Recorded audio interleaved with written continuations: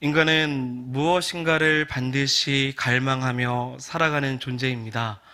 이 숨을 쉬는 동안에도 무엇인가를 끊임없이 소망하면서 살아간다는 거죠. 저희 집에 있는 5살 아이도 최근 소망하고 갈망하는 것이 있습니다. 무엇일까요? 이 전동 킥보드입니다. 어느 날 자기의 발을 동동 구르면서 재밌게 타던 그 킥보드. 그런데 그 옆에 어떤 모르는 아저씨가 전혀 힘을 주지 않고 훨씬 빠른 속도로 전동 킥보드를 타고 자신을 제치고 지나가는 모습을 본 겁니다. 그 순간 아이 입에서 나오는 말은 헐. 그리고 나서 좌절감에 빠졌습니다. 그 후에 5살 아이는 저에게 전동 킥보드를 사달라고 조르기 시작합니다. 언제 사줄 거냐고, 6살 되면 사줄 거냐고 저에게 조르기 시작하죠. 당연히 사줄까요? 안 사주겠죠. 저도 없는 거로 제가 어떻게 사주겠습니까? 그런데 그 아이가 갈망하고 소망하니 스스로 돈을 모으기 시작합니다. 집에 자기 눈에 보이는 모든 동전이나 지폐 죄다 모아서 자기 돼지 저금통에 넣기 시작하는 거죠. 어느 날에 제 지갑에 5만 원권 지폐가 없어졌습니다. 나중에 보니 이 돼지 저금통 안에 제 5만 원권이 있다는 것을 발견했습니다. 갈망하고 소망하는 인간의 욕구가 이 5살 아이를 통해서도 보게 되었습니다. 아이는 아직 모르겠죠. 훗날에 돼지 저금통에 돈이 다 모이는 그날에 엄마가 책을 사준다라는 명목으로 그 돈을 갈취한다라는 사실을 모를 겁니다. 여러분, 어떤 사람에게든 사실은 갈망의 대상이 있습니다. 그게 돈이든 성공이든 건강이든 사실 갈망한다라는 것은 나쁜 것이 아닐 것입니다. 갈망은 사람이 살아가는 이유이고 목적을 갖게 하기도 합니다. 만약 청소년 시기에 좋은 대학, 내일 수능인데요, 좋은 대학을 가고자 하는 이 갈망과 소망이 없으면 어찌 공부하겠습니까? 만약 직장에서 진급을 하고자 하는 갈망과 소망이 없으면 직장 생활은 진부해질 것입니다. 그런데 사람이 만약 무엇인가를 갈망은 하지만 자신이 무엇을 바라는지 알지 모른 채 그냥 살아가고 있다면 오히려 갈망함은 그 사람의 인생길을 헤매게 하기도 할 것입니다. 혹은 다른 사람이 갈망하는 것을 보면서 이 궁중심리로 자신도 그것을 갈망하며 쫓아가면 무의미한 인생이 되기도 할 것입니다. 여러분, 어떻습니까? 갈망하고 소망하는 것을 이루었는데도 여전히 우리 인생 가운데 무엇인가 쫓기는 것처럼 불안한 마음은 없습니까? 삶의 허무함과 이 불안함을 벗어나지 못해서 내일의 염려를 가지고 살아가고 있는 우리 인생의 모습은 없을까요? 우리 인생을 돌아보면 왜 이러한 소망과 갈망이 있음에도 불구하고 만족하지 못하고 살아가고 있을까? 오늘 저는 본문을 통해서 함께 보고자 합니다. 시편 42편 1절 2절에 시인은 이렇게 외치고 있습니다. 우리 같이 한번 읽어보겠습니다. 하나님이여 사슴이 시냇물을 찾기에 갈급함 같이 내 영혼이 주를 찾기에 갈급하니이다. 내 영혼이 하나님 곧 살아계시는 하나님을 갈망하나니 내가 어느 때 나아가서 하나님의 얼굴을 배울까? 시인은 마치 사슴이 목이 말라서 시냇물을 갈급해하는 것처럼 자신이 하나님을 갈망한다고 이야기합니다. 시인은 이런 비유를 통해서 사슴이 이 시냇물을 찾는 그 이미지를 우리에게 떠올리게 하죠. 성경의 비유는 당시의 시대에 있을 법한 일들을 통해서 우리의 이해를 돕고자 주는 비유입니다. 여러분, 팔레스타인 지역은 사실 시냇물이 흔치 않습니다. 그래서 사슴이 시냇물을 찾는다라는 것은 단지 목마름의 수준으로 물 한 잔 시원하게 마셔야겠다라는 그 상황으로 물을 찾는 것이 아닐 것입니다. 당시 사슴이 시냇물을 찾는 것은 생존의 문제입니다. 사느냐 죽느냐의 문제 속에서 시냇물에서 물을 마시지 않고서는 내가 죽겠구나라는 심정으로 찾는다라는 거죠. 시인은 이와 같이 하나님을 갈망한다라고 말하고 있습니다. 내가 하나님을 찾지 않으면 죽겠구나라는 심정을 가지고 갈망하고 소망하며 하나님을 찾는 것입니다. 이 소망이 우리의 소망이 되기를 소망합니다. 그렇다면 왜 도대체 시인은 하나님을 이렇게 갈망하고 있을까? 이유는 바로 3절과 4절에 그 이유가 바로 나와 있습니다. 우리 3절, 4절 읽어보겠습니다. 사람들이 종일 내게 하는 말이 내 하나님이 어디 있느뇨 하오니 내 눈물이 주야로 내 음식이 되었도다. 내가 전에 성의를 지키는 무리와 동행하여 기쁨과 감사의 소리를 내며 그들을 하나님의 집으로 인도하였더니 이제 이 일을 기억하고 내 마음이 상하는도다. 아멘. 아멘. 이 말씀을 보니 시인이요, 하나님을 갈망하는 이유가 자신이 지금까지 믿고 있었던 주변 사람들, 심지어 자신과 함께 하나님의 집에서 감사의 노래를 부르고 축제의 함성을 질렀던 그 사람들마저도 자신이 고통 가운데 있을 때 자신을 향해서 너의 하나님이 어디 있냐라고 비웃고 조롱하는 그 상황에 마주했기 때문에 하나님을 갈망하는 것입니다. 여러분, 자신을 지지하고 믿어주었던 사람들이 돌아서서 오히려 자신을 향해 공격한다면 어떨까요? 인생을 살다 보면 이런 경험이 없을 수 없습니다.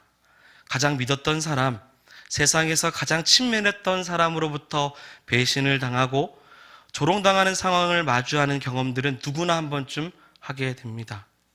그때 그동안 쌓았던 모든 것들이 사실은 다 무너지는 것처럼 여겨지죠.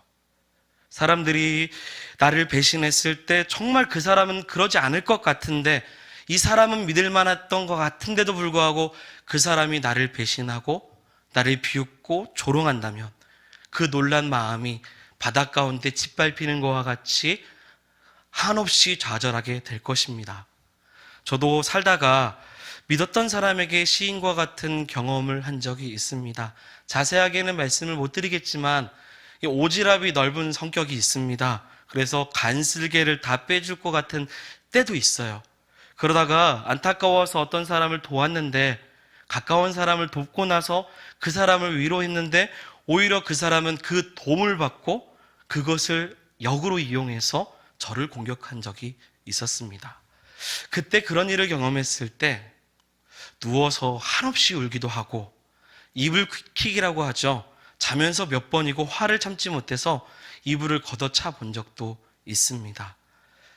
누구나 인생길을 살다가 이러한 경험들은 저 말고도 훨씬 더 많을 줄 생각됩니다. 오늘 시편 42편의 시인도요, 바로 그런 상황 속에서 절망하고 있음을 말하고 있습니다. 그런데 더 중요한 것은 시인이 자신이 믿었던 주변 사람에게 실망했다라는 사실이 중요한 것이 아니라 이로 인해서 자기 자신에게 너무 실망하고 있음을 더 낙심하고 있다라는 거죠. 여러분, 이게 포인트입니다. 자기 자신에게 실망하는 거. 자기 자신에게 실망하면 누구나 쥐구멍에 들어갈 심정이 됩니다. 그 낙심은 훨씬 더 크죠. 그래서 시인은 5절에 자신으로부터 실망하는 마음을 이렇게 말합니다. 우리 상반절만 읽어볼까요? 내 영혼아, 내가 어찌하여 낙심하며 어찌하여 내 속에서 불안해하는가. 아멘. 여러분, 이 말씀의 히브리어 원어를 보면 자기 자신에게 왜 내 영혼아 스스로 소멸하고 있느냐, 왜 내 안에서 소용돌이처럼 치고 있느냐라고 번역할 수도 있습니다. 소멸하는 것처럼, 소용돌이 치는 것처럼 왜 이렇게 낙심이 되고 불안해하고 있냐라는 거죠. 시인은 자신을 배신하고 비웃고 조롱하는 사람들에게 실망하는 것으로 끝나는 것이 아니라 그런 자신을 보면서 나의 연약함, 나약함, 무력함, 그것에 더 큰 실망을 하기 시작하는 거죠. 또한 자신이 믿지 못할 만한 사람을 왜 믿었는지 자괴감에 빠지기도 하고, 그 상황을 극복하지 못하고 주저앉아 있는 자신의 모습에 더 실망하는 것입니다. 그러면서 스스로 자책합니다. 표현이 그렇지만 미련하다고 스스로 말하고 멍청하다고 말하고 스스로 소멸해 가듯 자신이 한없이 작아지기 시작합니다. 여러분, 자신에게 이 절망을 느끼게 되었을 때 그 절망의 늪에서 헤어나오기는 훨씬 쉽지 않습니다. 또한 자기 자신에게 절망할 경우에 그 어느 누구도 도울 수 없죠. 낙심이 너무 되기 때문입니다. 오늘날 우리가 겪는 이 수많은 이 정신질환의 원인 중에 하나가 오늘 본문에도 나왔지만 낙심을 꼽습니다. 이 낙심이 끼치는 이 영향을 이제 의학 전문 용어로 말하지 않고 쉬운 말로 우리가 알고 있는 단어로 말한다면 스트레스입니다. 현대인은 매일 스트레스를 받고 살아가죠. 낙심이 되는 상황이 반복되고 그러다 보면 스트레스를 과다하게 받고 그것이 쌓였는데 미처 해소하지 못한 채 방치하다 보면 사실은 그것이 누적되고 전염하게 되고 좌절하게 되고 절망을 경험하는 상태까지 도달하게 됩니다. 그리고 정도가 점점 심해지면 어떤 사람은 충동적으로 극단적인 선택까지도 하죠. 이때 발생되는 증상들, 공황장애도 있고요. 강박 증상도 있고 각종 공포증, 조울증, 불면증 여러 가지 일들이 생기며 오히려 믿는 사람은 신앙까지 흔들리는 경험을 하게 됩니다. 그런데 저는 오늘 말씀이 참 위로가 됩니다. 오늘 시인은 이러한 모든 상황 속에서 낙심되고 좌절되는 이 상황 속에서 콩알만큼 작아지는 자신의 모습을 보지 않고 있다라는 겁니다. 오히려 이 모든 상황에서 구원할 분은 오직 우리 하나님이라는 사실을 스스로 깨닫는 것입니다. 성도 여러분, 이 깨달음이 우리 가운데 있기를 소망합니다. 마치 누가복음의 15장에 이 탕자가 모든 재산을 다 탕진하고 돼지우리의 쥐업 열매조차도 먹을 수 없을 때 그때 아버지께 돌아가겠다고 깨닫는 그 깨달음이 우리 가운데 있기를 원합니다. 오직 자신을 구원할 분은 하나님이라는 사실을 떠올리는 것이죠. 사랑하는 여러분, 시편 42편은 고통을 통과한 사람들의 노래입니다. 어떤 것을 통과한 사람들이 노래라고요? 고통을 통과하는 사람들의 노래입니다. 시편 42편을 기록한 저자는 고라 자손이죠. 민수기 16장 32절, 33절을 보면 고라는 이 아론의 자손만이 제사장이 되는 것에 대한 반기를 들고 모세와 아론을 제거하려고 반역을 주도했던 사람들입니다. 하나님은 이 고라 자손의 이 반역을 보고 그들을 땅 속에 묻히게 했습니다. 우리 민수기 16장 32절, 33절의 말씀을 같이 읽어보겠습니다.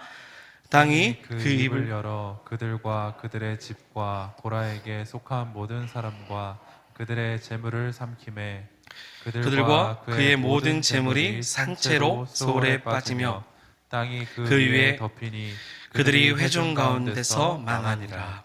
아멘. 그런데 우리가 읽었지만 그런데 이때 고라 자손이 모두 죽은 것이 아닙니다.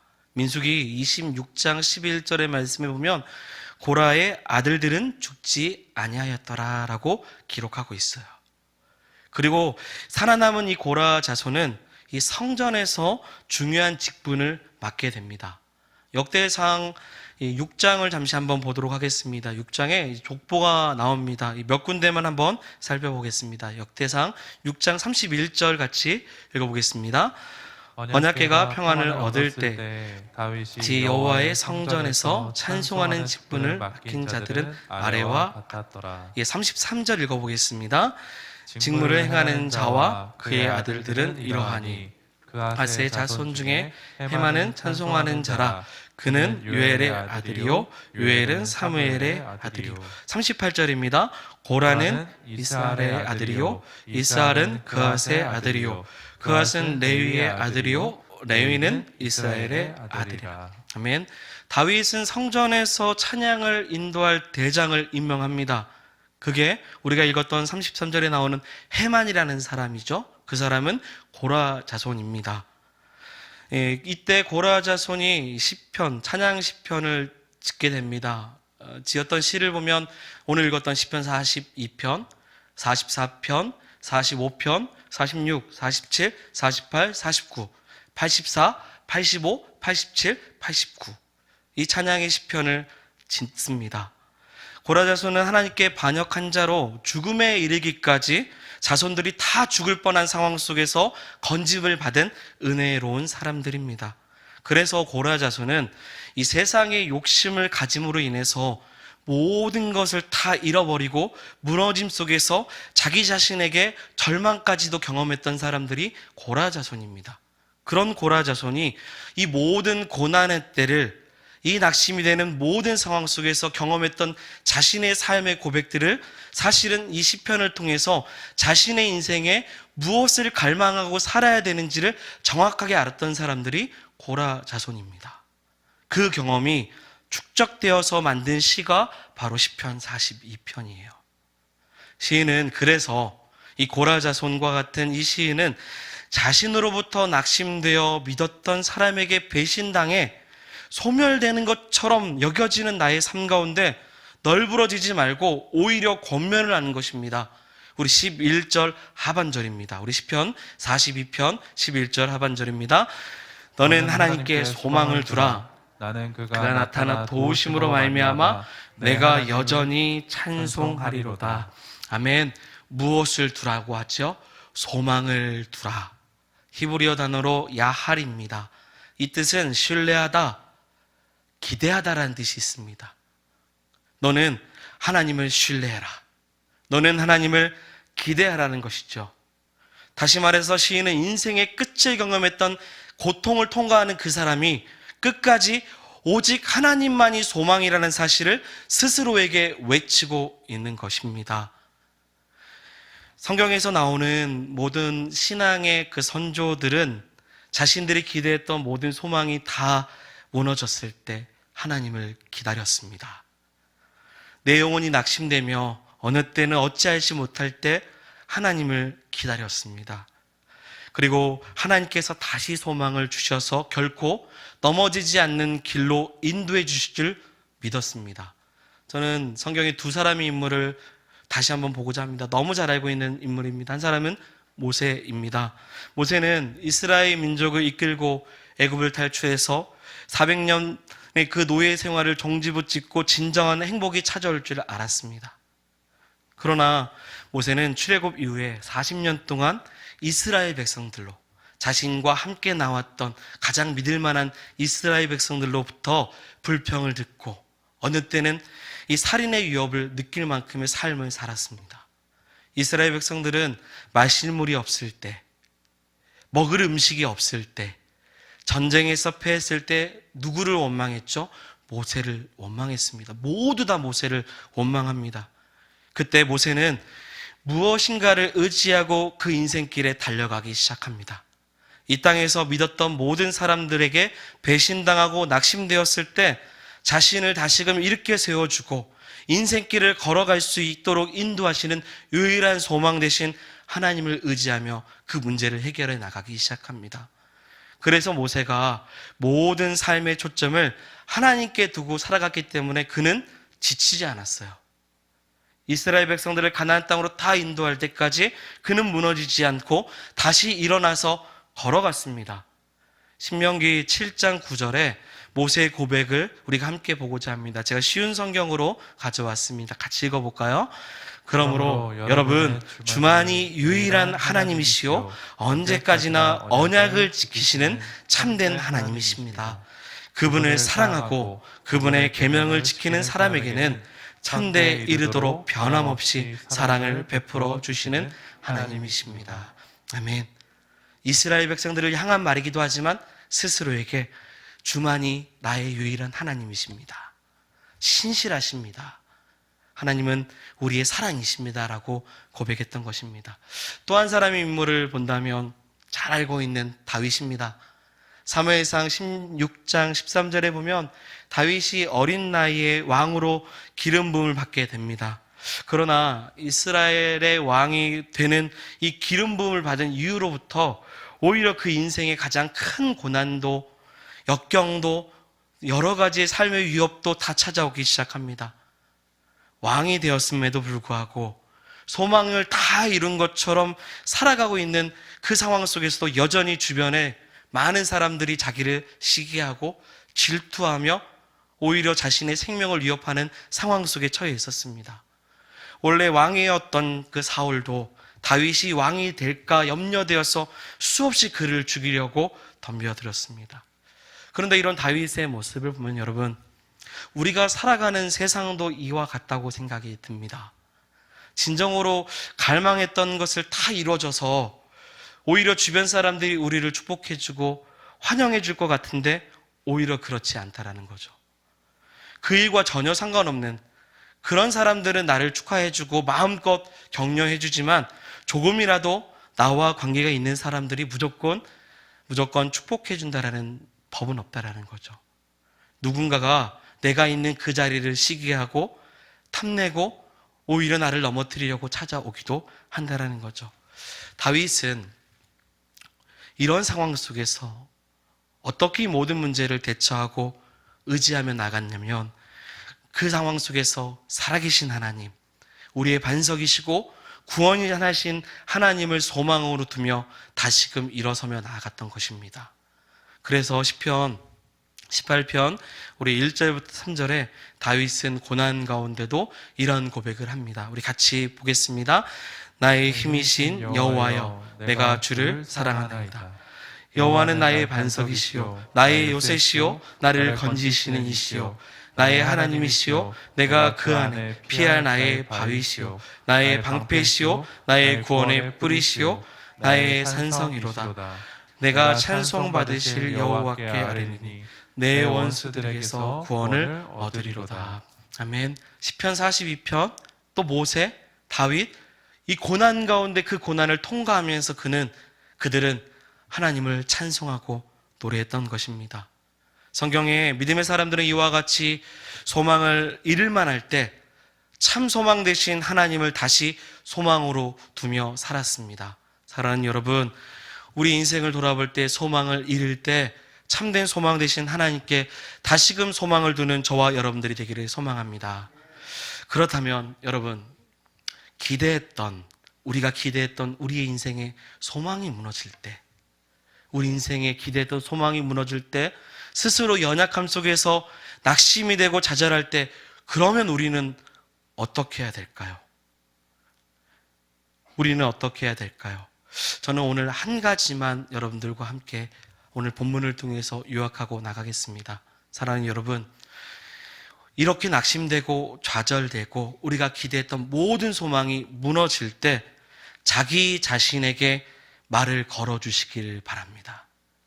다시 말씀드리면 자기 자신에게 뭘 걸어줘요?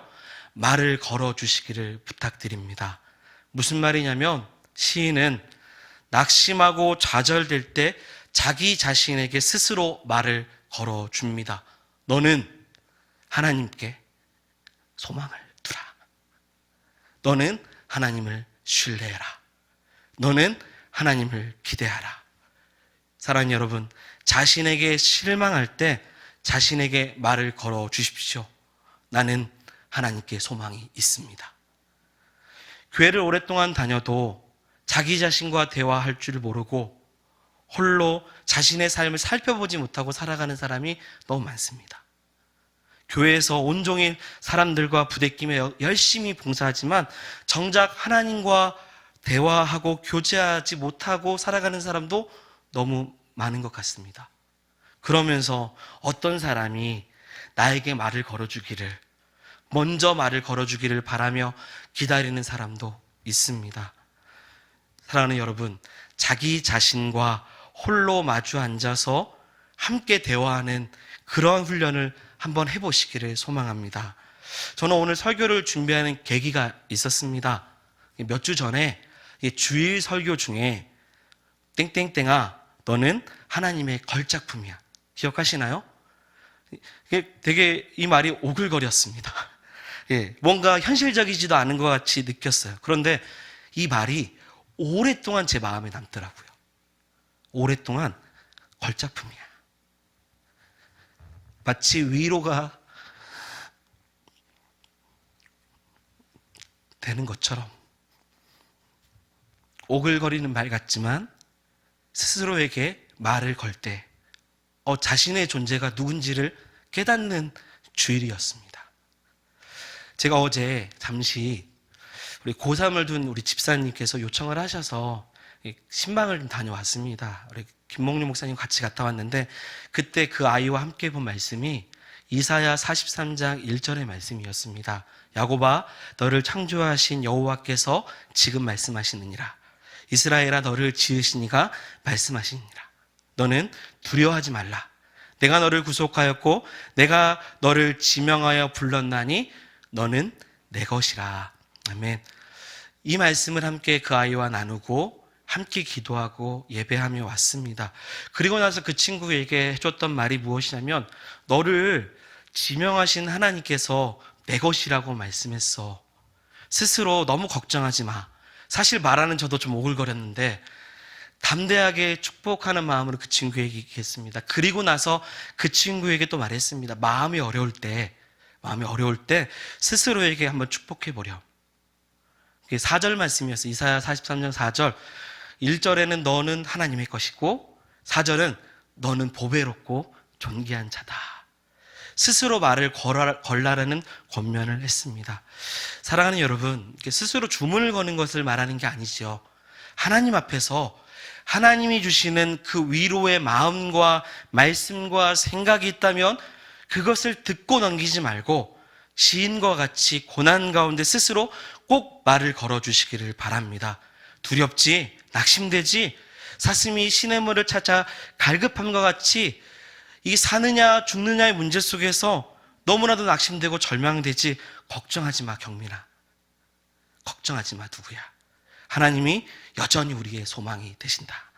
하나님이 너를 도우시고 너의 도움으로, 너를 도와주심으로 말미암아 너는 여전히 하나님을 찬송하게 될 것이다. 스스로 자문자답하는 훈련을 하시기를 바랍니다. 코로나 시대에 상대방과 대화하는 것이 너무 낯서는 이 시대에 오히려 잘 됐죠. 자기 자신과 대화하면서 날마다 보는 주의 말씀을 입으로 시인하면서 주 안에서 스스로 하나님의 축복의 말을, 그 위로의 말을 내가 말하기도 하고 다른 사람에게도 전할 수 있는 성도가 되기를 원합니다.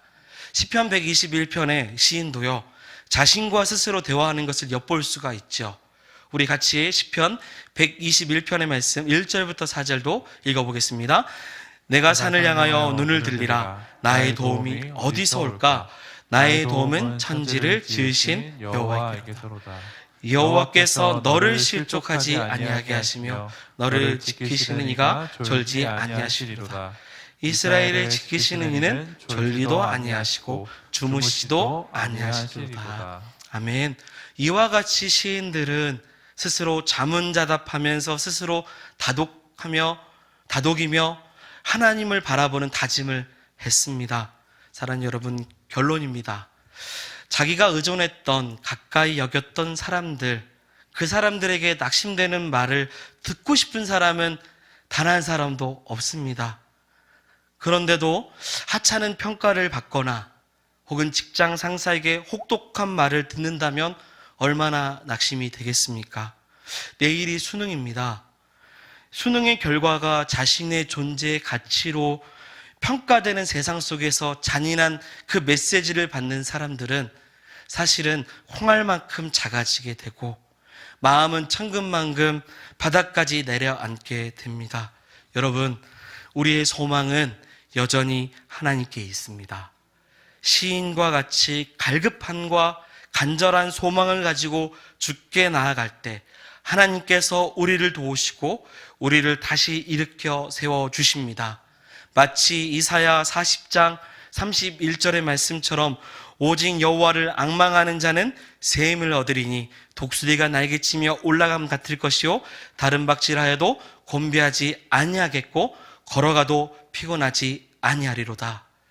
그러니 사랑하는 여러분, 인생에서 기대했던 그 모든 소망이 무너질 때 시편 42편을 그 시편 42편의 시인의 말을 꼭 기억해 주십시오. 여전히 우리의 소망은 하나님께 있습니다. 세상에 소망이 없기에 여전히 우리의 소망을 품고 우리 2021년도 소망 되신 주님만을 의지하는 믿음의 성도가 되기를 주의 이름으로 축원드립니다.